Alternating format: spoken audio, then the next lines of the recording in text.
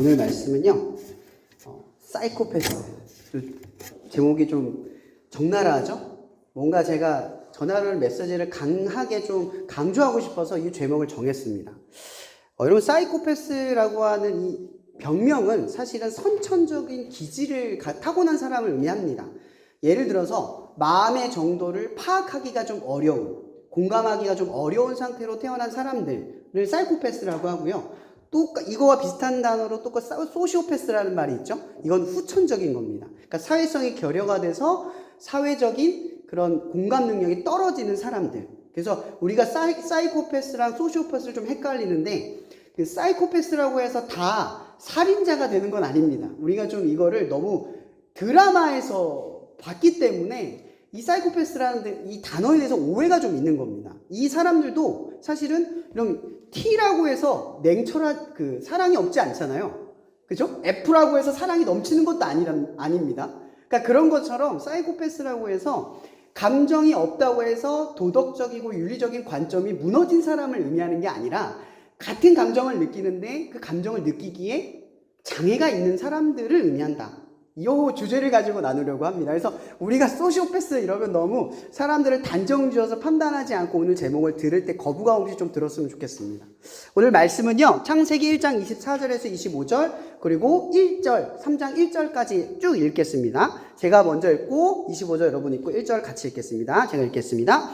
이러므로 남자가 부모를 떠나 그의 아내와 합하여 둘이 한 몸을 이룰지로다. 다 함께 읽겠습니다. 그런데 뱀은 여호와 하나님이 지으신 들짐승 중에 가장 강교하니라. 뱀이 여자에게 물어 이르되 하나님이 참으로 너희에게 동산 모든 나무의 열매를 먹지 말라 하시더냐. 아멘. 여러분, 성경에서 말하는 죄, 이 죄의 뜻은 관역을 맞추지 못하는 걸 의미합니다. 그러니까 관역에 맞추지 못하는 게 죄입니다. 우리가 말하는 도덕적인 윤리적인 행동에서 넘어간 범주의 죄를 성경에서는 죄라고 명명하는 게 아니라 정확하게 목표에 꽂히지 않으면 죄라는 겁니다. 그러니까 목표에 들어가면 선한 거고 목표에 들어가면 선하지 않은 겁니다. 예를 들어 율법을 지키면 선합니다. 근데 율법을 지키다 하나라도 어기면 어떻게 돼요? 악하게 된다는 거죠. 그러니까 율법으로 온전하지 못하게 된다는 의미가 바로 이것 때문인 거예요. 우리가 완벽하게 율법으로 꽂히기가 어려워요. 100번을 꽂혀도 한 번이 꽂히지 못하면 죄이기 때문에 우리가 하나님 앞에 온전히 선할 수 있는 방법이 사실상 없는 겁니다. 그래서 이것을 해결하기 위해서 예수가 십자가에 매달려 죽으셔서 완벽한 제물로서 우리의 죄를 해결하는 방법 외에 다른 어떤 구원의 방식이 우리에게 있을 수 없다라는 이야기입니다. 자, 그런데 문제는 오늘 말씀의 이 주제가 사실 원죄와 연결이 되어 있죠. 기독교 영어에서 원죄라는 그 용어의 정의를 좀 아세요? 이 정의를 좀 아세요? 원죄가 뭘까요? 우리가 원래부터 죄가 있다? 아니면 죄의 본성을 가지고 있다? 죄인일 수밖에 없다?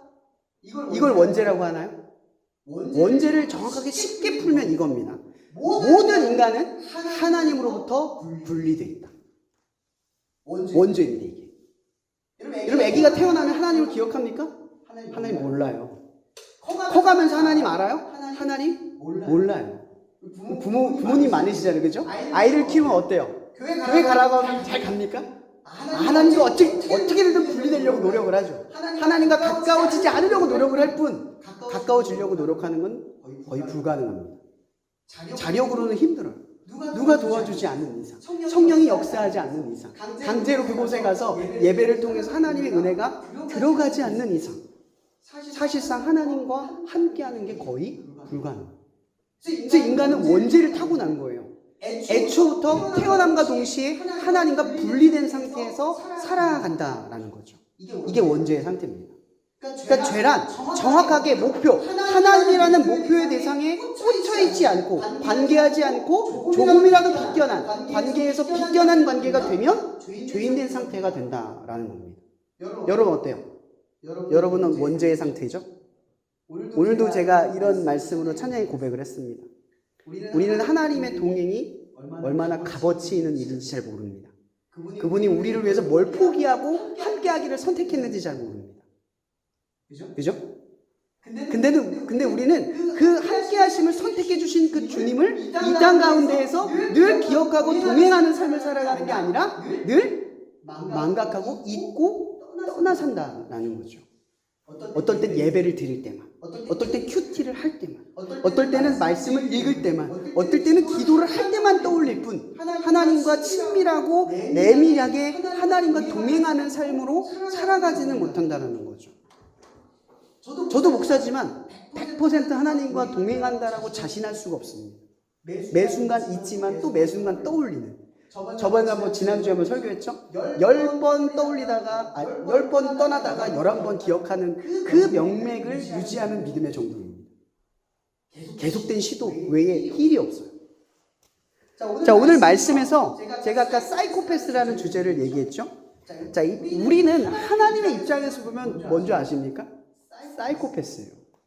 왜냐면 하나님의 마음을 공감하지 못해요. 하나님의 생각을 이해하지 못해요. 하나님의 계획을 받아들이지 못해요. 그죠? 이 성경이라는 역사는 어찌 보면 모든 인류에게 가장 선하고 정의롭고 옳다라고 하는 이야기를 하고 있어요. 그래서 모든 인간들에게 이 이야기는 100% 진리가 될 수밖에 없죠. 딱 보면 진리일 수밖에 없어요. 근데 하나님을 떠나 사는 우리들의 상태를 한번 보면 어떠냐면 늘 사이코패스 상태입니다. 하나님이 뭘 바라는지 알면서도 안 가고요. 하나님이 뭘 요구하시는지 알면서도 받아들이지 않고요. 하나님이 계획하신 바를 알면서도 순종하지를 못하는 게 우리의 상태라는 겁니다. 하나님이 우리를 보고 어떤 마음의 상태이고 이 인류, 이 땅을 보면서 얼마나 아파하는 상태인지 전혀 어때요? 공감하지 못하잖아요. 이게 사이코패스가 아니고 뭡니까? 그리스도인들이 굉장히 사이코패스들이 많아요. 여러분 바리새인 한번 보세요. 성경의 바리새인들이 왜 질책을 받습니까? 그들은 율법을 지키고 하나님의 뜻대로 살아가는데 하나님의 마음을 공감하지 못해요. 길거리에 사람들이 나앉아 죽고 있는데 하나님을 모르고 하나님의 사랑을 알지 못하는 사람들이 하나님을 떠나고 있는데 그들을 향해 아파하는 게 아니라 자기가 율법을 지키는 것에서 어때요? 하나님을 믿고 있다 생각해요. 이게 사이코패스가 아니고 뭡니까? 하나님 말씀 잘 따라가는 척하면서 주변에 하나님의 마음이 닿는 곳은 전혀 쳐다보지 못해요. 여러분, 이 성경의 대부분의 이야기들은 두 가지 부류에게 말하는 겁니다. 믿는 사람과 믿지 않는 사람에 대해서 이야기하는 거예요. 두 가지 외에 없어요. 여기 예수님께서 바리새인들에게 얘기했을 때 그 군중들은 바리새인만 있지 않았잖아요. 안 믿는 사람들, 죄인들도 같이 있었어요. 그러니까 예수님이 말하는 대상은 불특정 다수일 뿐 그 중에 바리새인, 즉 그리스도인들도 있다는 거예요. 그리스도인이라고 해서 완벽한 그리스도인이 아니듯 죄가 없을 수 없듯이 그리스도인들에게도 중요한 건 정확한 목표에 꽂히지 않는 우리들의 원죄성, 이 죄성, 그걸 늘 이해하고 생각할 줄 알아야 한다는 거죠. 여러분, 은혜를 받았다라는 게 뭔지 아십니까? 은혜 받았다라고 하는 것의 중심은 내가 죄인이다예요. 용서받을 수 없는 죄인이다라고 고백할 때 은혜가 되는 거예요. 근데 대부분의 사람들이 나는 죄인이다라고 말하지만 은혜가 더 강조가 돼요. 그럼 죄인이라고 한다는 건 나의 의로움을 하나도 답변할 수가 없는 상태를 의미하는 겁니다. 예를 들어 여러분이 사람을 죽였다고 와봅시다. 사람을 죽이고 와서 감옥에 들어가는 사람이라고 쳐봅시다. 제가 얼마 전에 어떤 사람한테 상담을 받았어요. 가끔 신앙 상담 카톡으로 받는데 어떤 분이 이런 얘기를 하는 거예요. 그 얘기가 뭐냐면 자기가 어떤 큰 죄를 저질렀는데 자기는 쓰레기래요. 제가 감히 이런 얘기를 하면 용서받을 수 없는 죄인이라서 말을 못하겠대요. 그리고 자기는 이미 끝났고 하나님이 날 버렸고 나는 더 이상 기회가 없대요. 사실 쭉 얘기하다 보니까 그 사람이 뭘 얘기했냐면 자기는 사람을 죽였대요. 그리고 그 죽인 그 나의 죄악된 본성을 못 바꾸겠대요. 그래서 난 끝났대요. 제가 그 친구한 상담을 받으면서 할 수 있는 얘기가 처음에 떠오르지 않아서 막연했어요. 한참을 생각했어요. 이 사람도 지금 내가 목사라는 걸 알고 그 사람도 구원을 간절히 바라지만 자기의 상태를 자기가 바라봤을 때 도저히 구원받을 수 없다라고 정의를 내렸기 때문에 간절히 저를 찾은 거잖아요. 근데 저는 대답을 해줄 수밖에 없었어요. 그 사람이 어떤 사람에게 원한을 지는 죄인이라도 살인자라 할지라도 구원을 바라는 그 사람에게 저는 무언가를 얘기를 해야 된다는 그 답답한 마음을 가지면서 한참을 생각하면서 길을 걸었어요. 길을 걷다가 그 사람에게 얘기를 해줬어요. 그 얘기를 해주면서 문득 그런 생각이 들었어요. 이 사람은 적어도 자기가 사람을 죽였다라는 죄 앞에서 자기가 용서받을 수 없는, 나의 자력으로는 이 죄의 문제를 해결할 수 없다라고 하는 지점을 명확하게 알고 있었어요. 그죠? 여러분들은 어때요? 살인을 저지르지 않았기 때문에 우리의 죄가 크지 않다. 그래서 얼마만큼의 죄를 하나님께서 해결해 주셨는지에 대한 감각이 있으십니까? 이 하물며 이 사람은 살인을 했다는 것 때문에 나의 죄가 얼마나 큰지를 알았어요. 또 우리는 살인 안 저지르잖아요. 기껏해야 거짓말, 그죠? 남을 미워하는 마음, 정죄하는 마음, 판단하는 마음 뿐이잖아요. 근데 예수님이 고작 그것 때문에 죽으셨겠어요? 여러분들이 받은 용서가 고작 그것뿐이겠어요? 여러분, 죄란 엄연히 말하면 크든 작든 죄예요. 맞죠? 하나님 입장에선 죄는 죄예요.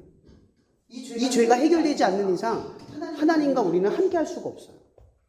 근데 우리는 죄를 뭐로 보는 줄 아세요? 크기와 양으로 봐요. 여러분, 양궁 보시죠? 양궁 보셨죠? 올림픽 때. 그럼 양궁을 쏠 때 관역을 맞추죠? 관역 정확하게 맞추면 몇 점입니까? 10점. 살짝 빗나가면 9점. 또 빗나가면 8점. 양궁을 혼자 쏘는 게 아니죠? 옆 사람과 대결을 하죠? 관역을 맞춰 쏴요. 그래서 경쟁에서 이기면 뭐가 되죠? 승리가 되는 거예요. 여러분, 죄가 이런 겁니까? 옆 사람과 비교해서 내가 죄가 좀 덜하면 죄가 아닌 겁니까? 어떠세요? 오늘 성경 본문에 뭐라고 되어 있냐면 관역을 정확하게 맞추지 않는 건 다 죄래요. 그러니까 세상의 보편적인 의식과 흐름에 따라서 죄가 아니고 죄가 죄일 수도 있고 이런 상황이 아니라는 거죠. 여러분, 요즘의 죄는요 아주 교묘하고 오묘하고 계략이 심합니다. 여러분, 우리가 어떻게 죄를 짓는지도 모르고 죄를 짓는 거 아세요 지금? 제가 얼마 전에 길을 갔는데 주일 예배 딱 끝나고 점심을 먹으러 가다 점심 먹고 오는 길에 간판에 이상한 게 써있어서 한참 쳐다봤어요. 지금 무슨 말이지? 쳐다봤어요. 뭐지? 전담 24라고 써있는 거예요. 이게 뭔 말이지? 간판을 쭉 보다 밑을 딱 내려오니까 전자담배인 거예요.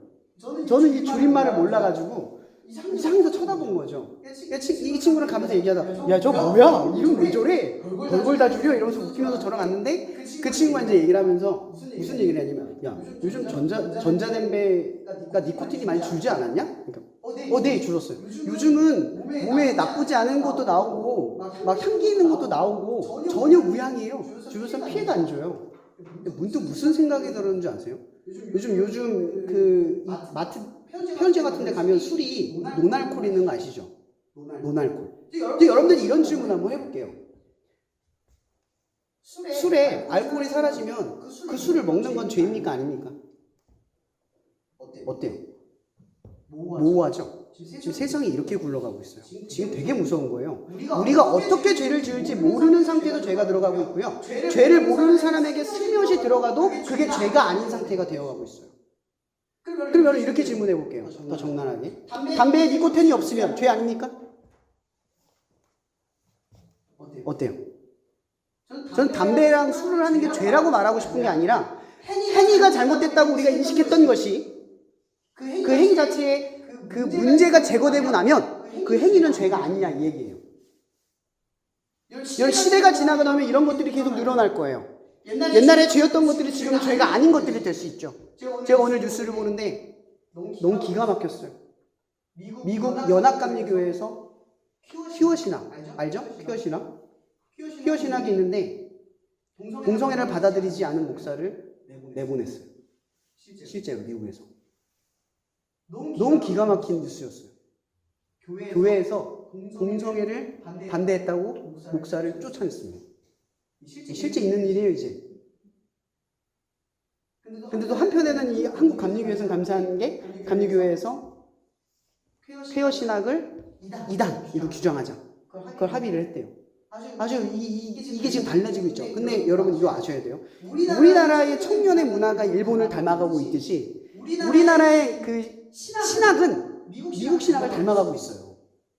근데 이 시대가 얼마 남지 않았는데 이 경계선이 어디서부터 무너지냐? 바로 죄에 대한 모호함에서 출발한다는 거죠. 죄인가 아닌가? 아까 제가 얘기했죠? 알코올이 빠지면 술 먹는 게 죄가 아닙니까?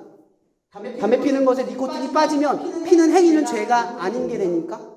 이런 식으로 우리에게 죄를 저질러도 그건 죄가 아니야 라는 시대가 곧 도래하기 시작할 거라는 겁니다. 그래서 진리는 점점 모호해질 것이고 진리는 점점 분명해지지 않을 거예요. 아까 얘기했던 죄가 하나님이라는 관역에 정확하게 맞지 않아도 주변 보편적인 인식 가운데 합의가 일어나면 그건 괜찮다. 이런 시대가 올 거라는 거죠. 여러분이 지금 어떤 시대에 살아가는지 아시겠어요? 죄에 대한 분명한 선이 사라지고 이 하나님과 내가 관계하는 이 삶에 대한 선도 사라지고 많은 진리가 왜곡되고 분명하지 않은 시대가 찾아온다라는 겁니다. 오늘 말씀의 본문은 이렇게 출발합니다. 하나님께서 세상을 다 지었어요. 그리고 오늘 24절에 이렇게 출발합니다. 이러므로. 그럼 여기서 접두사 이러므로라는 말은 앞에 있는 것이 결과론적으로 이러므로 결과를 말하는 거죠. 그게 뭐냐면 아내와 부모를 떠나서 아내와 남편이 하나가 되는 것. 이게 뭐예요? 창조 세계의 결과라는 거예요. 목적이 이거 하나 되는 것에 목적이 있다는 거예요. 왜 둘을 만들었냐? 하나 되게 하려고. 그게 목적이라는 거죠.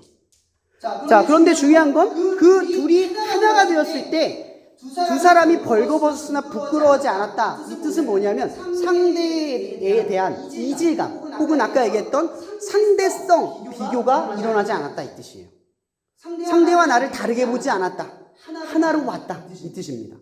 하나의 개체로 보기 시작한 시대가 어느서부터 돌아가냐? 바로 창세기 3장에 나오는 죄의 문제라는 거죠. 이 죄의 문제에서 출발할 때 이 죄는 결국 우리가 선악을 알게 하는 나무의 열매를 먹었느냐 먹지 않았냐 라고 하는 행동에서 나오지 않아요.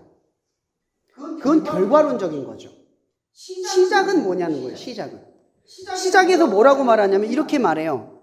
하나님이 참으로 너에게 동산 모든 나무 열매를 먹지 말라고 하시더냐. 자, 이게 뭔지 아십니까? 근원적으로 말하면 말씀은 진리입니다.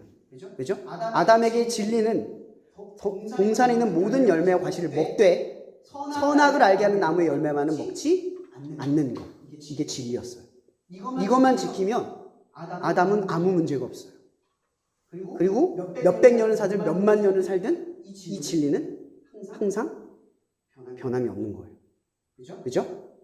근데 아담이 이 사단, 뱀이죠. 뱀의 간교에 속아서 이 진리가 모호해져요. 하나님 진짜 그랬어? 이런 질문인 거예요. 그럼 이 시대로 질문을 바꿔보면 뭐냐면 진짜 말씀이 그래? 이렇게 질문하는 거예요. 말씀의 진리의 모호성, 하나님의 말씀의 모호성. 마치 동성애가 버젓이 성경에서 죄다라고 명명하고 있음에도 불구하고 그건 그 뜻이 아니야. 소돔과 고모라의 멸망이 결국은 타락의 가장 끝에 동성애가 나오는 거예요. 동성애를 넘어선 건 뭔지 아세요? 자폰. 남자와 여자를 가리지 않고 성적인 욕구를 푸르는 상태. 그게 최고의 타락의 상태인 거예요. 그러니까 동성애는 타락의 시작점인 거죠. 타락의 증거예요. 근데 그 시대가 지금 그 타락, 동성애라고 하는 문제 아래에서 지금 넘어서느냐? 넘지 않는 시대에 우리가 살고 있다라는 거예요. 근데 이 넘어서느냐 넘지 않는 시대가 위기인 문제가 뭐냐면 말씀이 진리가 깨지고 있다는 거예요. 이 소돔과 고모라의 해석에서 결국은 동성애 때문에 하나님이 그 죄가 가득 찼기 때문에 이 동성애가 죄가 가득 찼다라는 그 결과물로 본 거예요, 하나님이. 그래서 멸망시킨 거잖아요. 근데 그걸 해석을 바꾸는 거예요. 쾌어 신학자들은 그걸 쾌를 바꿔요. 다른 죄 때문이다. 권력적인 죄 때문이다. 이렇게 바꿔버려요. 이런 시대와 상황에 따라 사람의 지식과 경험에 따라 이 말씀의 해석이 달라진다면 그건 진리가 아닙니다. 진리는 항상 진리여야 돼요. 저는 문자주의를 말하는 게 아니에요. 문자 그대로를 지키라는 게 아니라 2000년 전 그리스도인이 지켰다면 2000년 뒤를 살아가는 우리들도 지켜야 하는 것이 말씀이라는 거예요. 2000년 전에도 그 초대교회에서도 동성애는 죄였어요. 그죠? 면후, 그 장모와 남자, 그죠? 그 남편이죠? 남편과 장모가 같이 살면 죄였어요. 맞죠? 지금 살아도 죄예요. 말씀의 기준으로 보면 시대가 다르게 해석돼도 보편적으로 그게 죄가 아니다라고 우리가 이해할 수 있어도 그건 죄라는 거예요. 여러분 제가 왜 이 얘기를 하는 줄 아십니까? 오늘도 상담을 제가 많이 받아요. 평소에. 오늘도 전화가 왔어요. 어떤 자매인데 너무 힘들대요. 너무 답답하고 속이 상하대요. 이 친구 그리스도인이에요. 저는 안 믿는 사람한테는 그냥 위로만 하거든요. 근데 그리스도인이라고 자기가 입술로 고백한 사람한테는 말해줘요. 그리스도인 맞아요? 맞죠? 몇 번을 질문해요. 맞죠? 본인이 맞다고 해요. 그럼 제가 그렇게 말해요. 저한테 오기 전에 기도하셨어요? 하나님은 뭐라고 하십니까? 하나님이 어떻게 하셨어요? 하나님과 나눈 거 저랑 얘기해 줄래요? 대답을 못해요. 대답을 안 해요. 이런 식의 이게 그리스도인들이 어떤 현실을 보여주는 거 아십니까? 보여주고 있는 건지 아십니까? 예배는 드려요.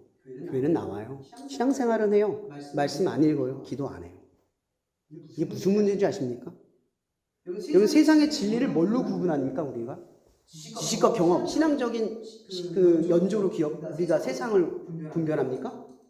이러면 시대, 2000년부터 2000후 지금의 시대까지 세상을 분별하는 유일한 기준은 뭐였어요? 말씀밖에 없어요. 여러분 우리가 이단을 욕하지만 우리가 이단만큼 말씀을 가지고 세상 속에 하나님의 뜻을 해석하는 그 분별력이 얼마나 갖춰지고 있냐는 거예요. 여러분 교회만 계속 다닌다고 신앙생활을 오래 한다고 하나님의 뜻이 저절로 해석되고 하나님의 뜻이 저절로 이해되는 게 아닙니다. 여러분 보세요. 이 친구가 저한테 상담을 했을 때도 자기는 본인은 그리스도인이라고 말했고 자기는 예수를 믿는다고 말했어요. 근데 정작 힘들고 어려울 때는 그 상황을 어떻게 할지 나한테 물을 때 목사님 어떻게 해야 돼요? 이런 상황에 어떻게 해야 될까요? 그렇게 물을 때는 하나님이 안 계세요. 정작 어려울 때는 하나님한테 안 찾아가요. 어떤 결정을 내리지 못할 때 이게 맞는지 그른지 분간하지 못할 때 말씀 찾아보지 않아요. 여러분 제가 왜 이 얘기하는 줄 아세요? 하나님 여러분 뭘로 부르셨죠? 빛과 소금으로 불렀어요. 세상을 밝히는 존재이며 세상을 썩지 않게 만들기도 하고 세상을 맛있게 만드는 존재. 근데 그 수는 적어도 돼요. 맞죠? 우리가 그리스도인들이에요. 이 지금 캠퍼스에 그리스도인 그 학생들이 몇천 명 아닙니까? 근데 그 중에 우리는 빛과 소금이에요. 얼마 되지 않아요. 우리가 세상을 밝히고 있다고. 어떤 사회학자, 정신학자는 이렇게 말합니다. 세상이 악해지는 건 악한 사람들 때문이 아니라 선한 사람들이 아무것도 하지 않기 때문이다. 무슨 얘기인지 아시겠습니까? 여러분 세상을 욕하거나 세상을 비난하거나 세상을 정죄하지 마세요. 세상은 원래 그래요. 시대가 지나갈 때마다 어른들은 늘 얘기하셨죠. 요즘 애들 왜 저래? 그게 뭐 시대가 달라져서 안 그러셨습니까? 우리 그 교수님들 잘하셨을 때도 그 밑에 어른들이 그랬죠. 요즘 애들 엉망이야. 지금도 마찬가지입니다. 항상 엉망입니다. 우리의 시선으로 보면 늘 그렇습니다. 우린 늘 엉망인 상태예요. 근데 중요한 건 오늘 말씀에 제가 정확하게 말하고 싶은 건 뭐냐면요.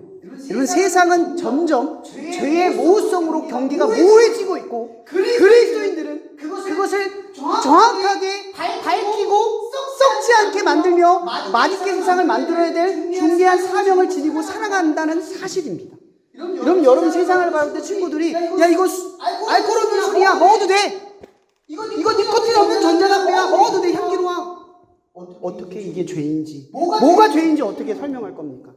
여러분 더 이상 이 시대는 행위만으로 그게 죄다라고 말하는 시대는 지나갔어요. 그래서 더 어려워졌습니다.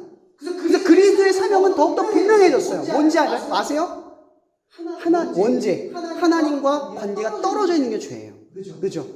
여러분 누군가에게 죄인 걸 죄라고 말해줄 수 있을 때 그것이 잘못됐다라는 걸 보여주고 살아갈 수 있으려면 지금 뭐가 필요하냐면 말씀이 필요한 시대라는 거예요. 누구보다 말씀으로 무장되고 말씀으로 분별력을 갖추고 말씀 가운데 세상에 어떤 답을 줄 수 있는 수준에 이르러야 빛과 소금의 역할을 감당할 수 있는 시대에 악함이 현재 있다는 걸 기억해 주시기 바랍니다. 그럼 이렇게 질문해 볼게요. 중간고사 열심히 공부하셔서 성적 오르셨죠? 그쵸? 좋은 성적 나오잖아요. 공부 열심히 했으니까. 그리고 말씀의 분별력도 마찬가지예요. 공부하는 여러분들이 성적을 위해 공부하는 만큼 보세요. 제발 좀 부탁드립니다. 세상을 누가 밝히고 세상을 누가 썩지 않게 할 수 있습니까? 지금 우리가 사라지고 우리가 아무 일도 하지 않으면 또 우리가 이 악한 죄의 모성에 가득한 이 시대에 빛과 소금으로 아무런 역할을 할 수 없는 수준이라면 우리는 아무것도 아니게 됩니다. 오늘 이 말씀을 통해서 여러분들에게 꼭 말씀을 드리고 싶은 건 더 이상 사이코패스가 되지 마세요. 하나님의 마음과 생각을 이해할 수 있는 수준에 이르기까지 나아가는 저와 여러분이 되기를 축복합니다. 네, 기도 좀 해주세요. 이 시간 우리 오늘 말씀 나눈 거 가지고 기도했으면 좋겠어요. 이제 얼마 전에 또 축제 기간도 끝났잖아요. 세상의 죄가 얼마나 모호하고 위험한가 우리는 사실은 잘 직감하지 못하고 살아가고 있어요. 그런데 이 시대를 이제 앞으로 살아갈 다음 세대를 생각해보면 너무 무섭다라는 생각이 듭니다. 이제 하나님에게 떠나기 너무 쉬운 시대이고 이제 죄를 지어도 그게 죄인지 내가 왜 죄를 졌어요? 뭐가 잘못이에요? 이러면 10년 전, 20년 전만 해도 문신한 친구들한테 이거 하지 마. 하나님 싫어하셔 말하면 다 들었거든요. 지금 문신은 유행입니다. 안 하면 바보고요. 그거 멋있대요. 저는 문신한 사람들이 죄라고 말하는 게 아니라요. 점점점 죄의 인식이 사라지고 있는 시대라는 거예요. 이 얼마나 눈물나고 아픈 건지 아십니까? 우리 아이들이 살아갈 세상이 이제 앞으로 이 땅을 살아갈 다음 세대들이 점점 죄의 구분 없이 하나님을 떠나기 쉬운 시대를 살아갈 거라는 거예요. 이 시간 기도할 때는 이 캠퍼스에 우리는 얼마 되지 않은 빛, 얼마 있지 않은 소금입니다. 하나님 우리가 이 캠퍼스에서 빛과 소금으로 살아갈 수 있도록 분별력을 갖추며 살아갈 수 있도록 성적이 오르는 것만큼 우리의 분별력도 우리의 지혜도 하나님 안에서 자라날 수 있도록 우리를 이끌어달라고 흔들어 깨워달라고 사이코패스처럼 하나님의 마음이 없이 이 세대를 향한 하나님의 사랑을 이해하며 우리의 마음을 들끓는 마음 가운데 나아가게 해달라고 이 시간 주여 한번 부르며 함께 기도하며 나갔으면 좋겠습니다. 기도하시겠습니다. 주여! 하나님의 시간 우리가 나아갑니다.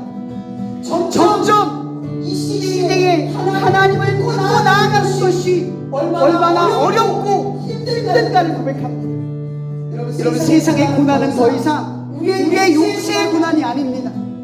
우리에게 생각을 주입하고 우리에게 도파민을 주입하고 쾌락과 즐거움을 매이게 하고 무엇이 죄인지도 모르게 죄를 경험하고 죄 가운데 머무르게 하는 어렵고 무서운 시대를 살아가게 합니다.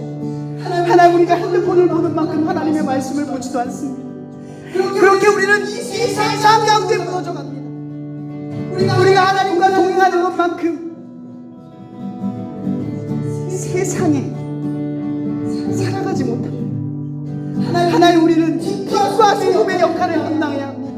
이 시대에 하나님의 뜻을 분명히 밝히며 지켜가야 합니다. 어느 날 언젠간 미국 연합강대소에서 동성애를 반대하며 목사직을 잃어버리더라도 진리를 지킬 때 자기 것을 희생하는 그런 그 어떤 누군가가 되기 위해 우리도 이 시대에 준비되어야만 합니다.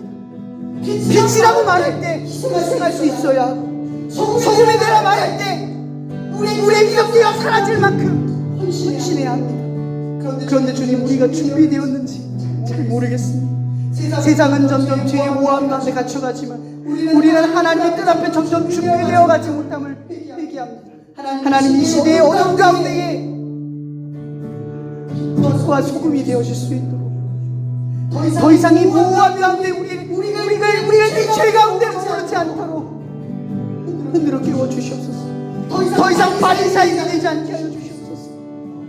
사이코패스처럼 하나님의 마음도 제대로 알지 못하고 공감하지 못하고 이 세대를 바라보는 들까는 마음도 알지 못하면서 그냥 말씀만 지키고 교회만 나가고 그러면 선하고 옳은 줄 알며 그런 공로주에 휩싸여 하나님 없는 삶이 되지 않도록 우리의 인도하여 주시옵소서.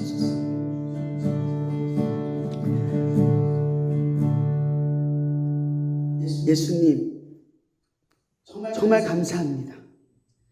우리는 2000년 전에 죽음을 무릅쓰고 붙들었던 그 진리를 2000년 후에 동일하게 그 진리를 붙들고 살아갑니다. 하나님, 그들이 진리를 지키기 위해서 희생했던 그 시기들은 고난도 있었고 평화도 있었지만 시대가 지나여도 그 진리는 단 한 번도 변한 적이 없습니다. 하나님, 그 진리를 드러내는 자들이 언제나 빛과 소금처럼 아무리 적은 미랄이라도 싹을 틔우고 우물 틔워서 곳곳마다 하나님의 교회가 번성하도록 역사하였습니다. 하나님, 이 캠퍼스에 우리가 빛과 소금의 역할을 잃어버리지 않고 우리의 실력을 갖추어갈 수 있게 하여 주시옵소서. 언젠가 우리에게 고난이 찾아와고 희생과 헌신이 요구될 때에도 빛과 소금을 당당하게 맞설 수 있는 힘과 그 진리의 분명함이 이 순간을 살아내는 우리들에게 늘 차고 넘치도록 축복하여 주시옵소서. 언제나 우리와 함께 하실 줄 믿사오며 살아계신 예수 그리스도 이름으로 기도합니다. 아멘. 제가 축도로 예배를 마치도록 하겠습니다. 이 시간 빛과 소금으로 우리를 사랑하시는 하나님, 또한 빛과 소금으로 이 땅 가운데에 십자가에 매달려 죽으시기까지 또한 부활에 이르시기까지 우리와 함께 하신 그리스도의 은혜와 날마다 이러한 진리를 깨닫게 하시고 고난이 와도 평화가 찾아와도 한결같이 진리를 따르는 그 믿음 안에 거할 수 있도록 우리를 인도하시는 성령님의 교통 역사하시니 이 시간도 빛과 소금으로 하나님의 거룩한 나라를 이 땅 가운데 이루기를 갈망하고 소망하는 당신의 자녀를 머리머리 위에 언제나 함께 하시기를 예수 그리스도 이름으로 축원하며 기도합니다. 아멘.